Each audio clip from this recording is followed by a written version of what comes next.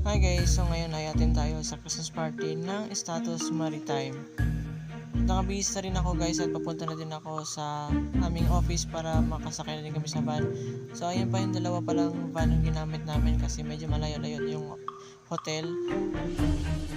At yun nga, nakakita ko na din ang Star City for the first time in history of my life. Huy!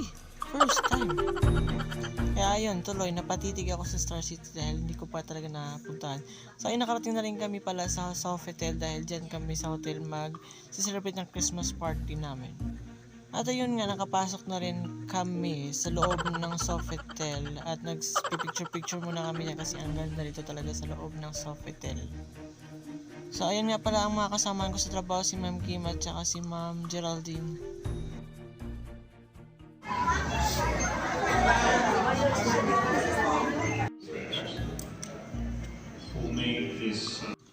So ayun nga, papasok na yung mga kadet dahil meron doon silang intermission number at sasayaw doon sila pero napakalayo namin at hindi sila doon sa stage sumayaw, sa gilid na sila at mamaya ito naman ang mga folk dance naman sasayaw.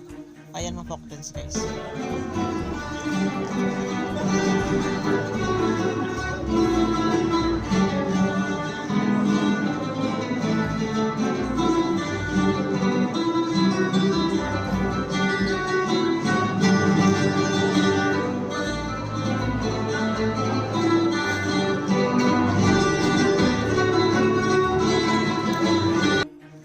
Papakita ko muna sa inyo guys ang loob ng Sofitel at napakadaming tao talaga at daming empleyado ng Status Maritime. So ayun, sobrang enjoy naman kami at may dahil meron dong live band daw pero di ko alam kung sino yung sino yung kakanta na. At ngayon na ang inaantay namin ng kainan na at sobrang dami nilang hinandang pagkain dahil ang dami din naman ng empleyado. So hindi namin alam kung anong pipiliin namin pagkain. So yan, inuna muna namin yung dessert dahil masarap talaga yung dessert nila. At yan naman yung pagkain na kinuha namin. So ayun nga lang, ang sarap, sobra naman. Busog na busog kami talaga, promise. Ayun nga yung pala yung banda guys. Kaya at maya ay mag-disco na din.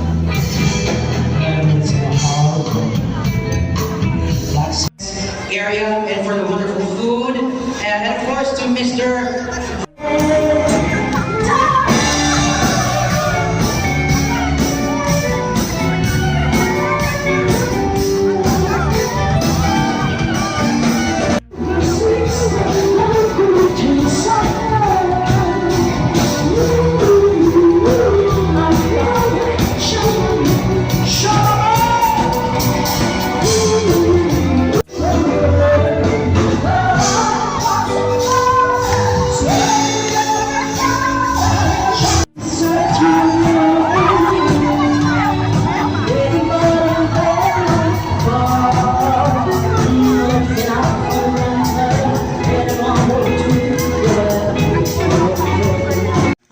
Natapos na rin ang Christmas party at ito, lumibot-ibot muna kami sa Sofitel dahil napaganda sa kanilang swimming pool. Oo, diba? Ang ganda talaga ng swimming pool nila at gusto namin maligo. Pero ayun lang guys, thank you panood.